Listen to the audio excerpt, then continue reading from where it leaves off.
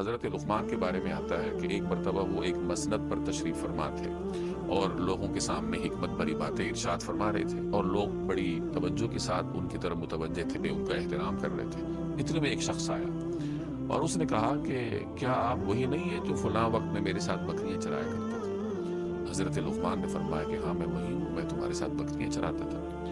تو وہ کہنے لگا کہ یہ منصب آپ کو کیسے حاصل ہوا؟ یعنی آج آپ لوگوں کے لیے مرکز کی حیثیت رکھتے ہیں، لوگ آپ کے پاس آتے ہیں۔ تو کہا وہ زمانہ آپ بکریاں چراتے تھے، کہاں آج کا زمانہ کیا دنیا آپ کی طرف متوجہ ہے، یہ منصب آپ کو کیسے حاصل ہوا؟ تو حضرت لقمان نے فرمایا کہ دو باتوں کی پابندی سے، پہلی بات سچ کا بول اور دوسری بات فضول کاموں سے بچنا، فضول بات سے بچنا۔ میں نے ان دو چیزوں کی پابندی کی تو مجھے یہ منصب نصیب ہوا۔ تو گویا فضول کاموں کا ارتکاب انسان کو تباہی کے راستے پر لے کے جاتا ہے اور فضولیات سے گریز انسان کو کامیابی پر گامزن کرتا ہے۔